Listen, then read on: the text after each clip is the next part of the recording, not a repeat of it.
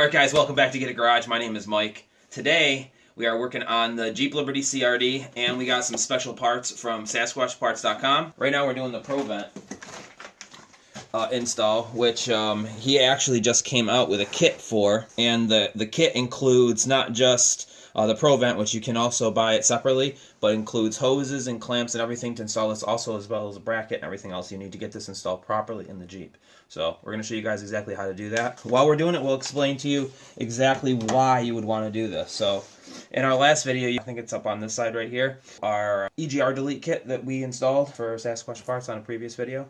And this is kind of goes right along with that. If you do the EGR delete, this is like a secondary part to that. The Jeep is also getting hot, misty, oily gases sucked into the intake, and it's very sticky. So with the soot that's coming in from the EGR, you're going to have a lot of sticky, oily mess on all of your intake piping. With this, it'll eliminate that, and you'll get nice, clean air into your intake, which is exactly what you want.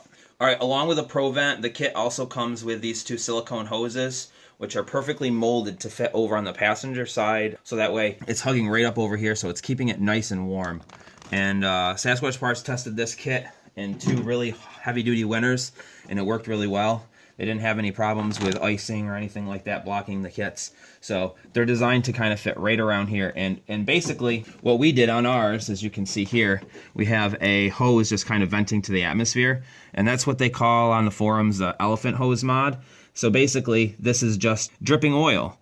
And the dripping oil is really bad. It actually caused us a pretty severe problem on this Jeep.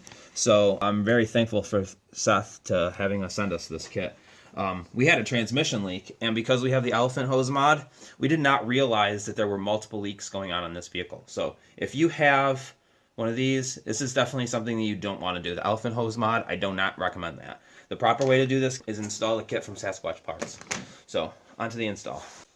Alright, so first thing that we're going to want to do here is disconnect some of the old CCV hoses and stuff, and I'm going to show you what we have to do here. On ours right here, we're coming from the passenger side of the engine, and there's a hose coming off of this. This is actually pretty bad. We probably have a leaky seal here we're going to have to take care of. And the hose actually doesn't go like what we have here. The hose goes down in here, right there. We have ours blocked off with a plate because we do have the elephant hose mod. We didn't want any unmetered gases coming into the engine, so we just blocked that off with a plug. Normally, you'll have that hose coming from the crankcase ventilation system going right here. We just need to disconnect that hose clamp, and then up on the other side here, we also have to disconnect it right here. Ours doesn't have a hose clamp on it, so it should just pull right off. As you can see, it's leaking pretty bad. We may need to replace our valve here, or at least check and see what's going on with our seals. All right, just to make life a little easier, we're going to remove the intake hose here because it's very difficult in our position to get that clamp off down here, which we need to actually remove that plug we put in. So I'm just going to disconnect the lines here for the intake. All right, I'm going to just disconnect this plug.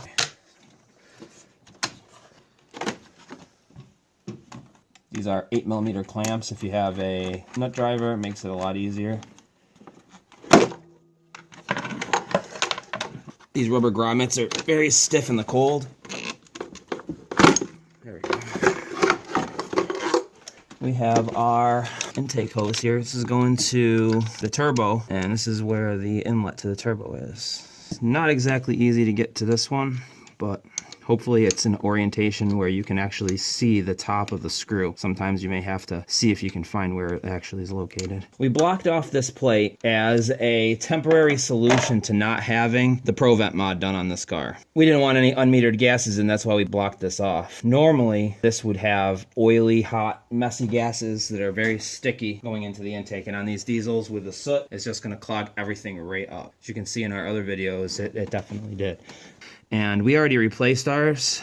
I think it was actually right down by the turbo. You can actually see this one. There's nothing in it. We've been running it like this for about 20,000 miles with the block off plate. This is what yours should look like. If it doesn't, this ProVent mod is for you. While we're in here, Sasquatch Parts actually just released this brand new product, silicone hose for the intake. Now these are fluorolined, so there's no oil that's going to damage this. And this is going to be the new one we're going to put. This is not part of of the ProVent kit. This is separate part. This is new. It's about 165 bucks, I think, on their site, but you won't have any problems with oil damaging this. If you are doing the ProVent mod and you notice that there's some leaky oil and it damaged the boot, go ahead and grab one of these. You'll never have a problem again. All right, this is the hose that we pulled off of the intake to the PCV, and we are going to need this piece right here. So I'm going to have to pull this off, and we're going to use this on our new silicone hoses. All right, depending on which one you're using here, it doesn't really matter, but what you're going to have to do is change the orientation of which way this is pointing, because now we're taking gases from the other side. So we just need to kind of spin this around. Normally it'd be coming from this way. We need it to kind of face this way. But just loosen it up a little bit and get all your hoses in there, and then you can kind of orient it so it fits on perfectly. It's going to be like this. It's going to go down in here. You can get your hand up underneath here behind the viscous heater and kind of push in on the bottom of this to make sure it's in all the way. It's probably the hardest part of this whole job is getting the intake hose back on. So next thing here we're going to want to do is install the bracket for this ProVent. So basically we just need to remove, which we already did, a 10mm bolt here holding the power steering fluid reservoir in, and this is just going to go right in there, and then you're just going to like kind of sandwich it in between. We're going to go ahead and get that in there, and I'm not going to tighten it down all the way, so that way I still have a little bit of way to like wiggle it around and move it around as I kind of need to. So one of the things you want to make sure you do here before we go to install this is kind of clock the bracket with the inlet and outlet both facing towards the passenger side, while you have the back of the bracket facing forward. When you do that, there's a little clip back here on the back that you are going to have to release so you can get a little bit of extra room. We actually broke ours off, but it should still be okay. It still holds it down tight once you put the bolts in the bracket there. So alright, so the next thing I want to do here is get this hose and the hose clamp right on this end and tighten it down. I'm thinking it's going to be much easier to get to it from this side. Once we put it down in there, it's going to be kind of inaccessible. So then you're going to crank this down. You don't want to go too tight that you're going to crack the plastic, but you want to make sure that you at least snug up on the rubber so that way it doesn't pull off. And then on the other end of the same hose is this clamp, which is provided along with another drain valve. Just going to crank that one down too. This one's brass, and it doesn't matter as much if you really crank this one down. Just don't want to break the clamp. This is the drain, so while you see all the threads, that's while it's closed. You screw it in that way, and that's open. So when you go to drain it, that's what you want to do. And I'm just going to snake this down on the inside of the frame right here, and then put a little zip tie that was also provided with a little clamp, a little sticky pad. Yeah, you can actually run this back into the turbo drain, or you could also run it back into right into the oil pan itself if you so chose. We're not going to do that. We're just going to go with this route for now. Snake that down there. And you want to make sure you don't get any kinks in this or anything like that, and just feed it down in there. And you may have to cut this short if you're only going to be doing this drain. I don't know that you need the whole thing. I think I'm already touching the ground, so I may have to go down there and trim this up a little bit. Once you do that, you're going to need to snake this down around inside here, and the lower one is going to be going underneath this. So I'm going to snake it down in here. It's a little tight, but it does fit in there quite nicely. See, now this is why I left the bracket loose, so that way I could kind of move around it, so that way I could still get behind it if I need to, which is what I just did there. And you just got to kind of spin it counterclockwise, and then once you get it down below that AC line, spin it back clockwise again, and it'll fit right into place. There we go. We got that inlet down there around the bottom of that AC line, and we're gonna put it on so that way we can get to the hose clamp right from this angle right here. So we'll be able to get to it just barely, but there's just enough room in there to get to it. And then we just got to fit the lines in there. We'll snug it up with some bolts here first so we don't lose our position, because we're pretty good right now. That's got it all kind of snugged up in there. Still a little bit loose, so we can get our hose clamps on, and that's what we're gonna do next. You're gonna want to start with the bottom one first, which is the one that's more curved. And we're going to need to get a hose clamp on there. And then we're just going to snake it down in here. It's got to go around the bottom of this AC line. It's not easy to get to, but we'll get it in there. And this is why we kind of leave it loose, so we can kind of use a little bit of wiggle room that's left to get in there and push it in place. It may not be much room for you guys to see, but you can see it goes right in. And then you can snake your hose clamp down there, and you're going to want to make sure you get it oriented right when you put it on there, otherwise you're going to have to snake it back off. I think I got mine right. And then we can get to it right from here.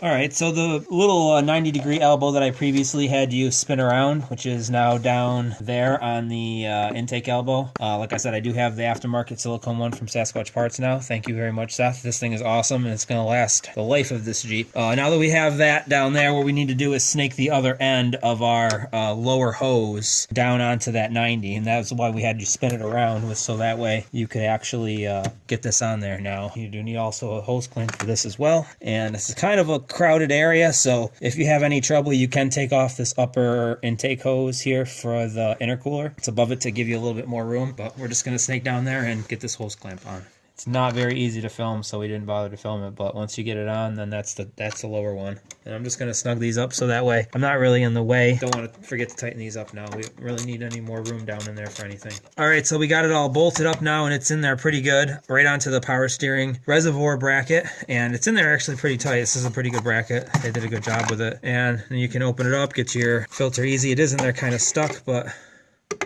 there's your filter. And I do not remember the exact intervals for replacing that, but now we're just going to throw this upper hose on. This is actually the easiest of everything here, pretty much. Get your hose clamp on there, fit it right into place. And then this is going over the front of your coolant reservoir and then plugs right into the PCB rubber hose clamp. We are going to have to address this in the future, so that may be another video at some point in time, but right now we're just going to put this on here. And you can see the oil leaking out of here. This is basically what was going back into the intake before we did any modifications to it. So that plus the soot is what makes a sticky mess. Get that on there. And then another 8mm to tighten that down. And this is plastic and probably brittle, so be careful, you don't want to crack it. And this is the last piece of the actual install.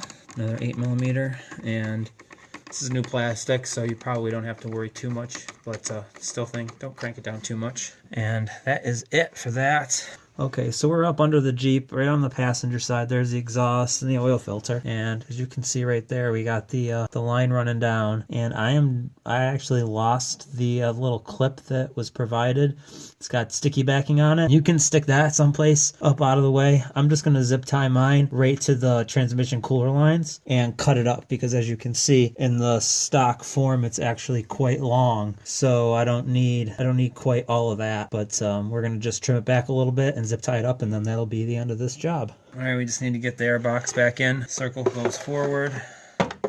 And there's actually another piece that goes on there. We don't have ours, so the mice can get in there nice and easy. There it is. Now fit it.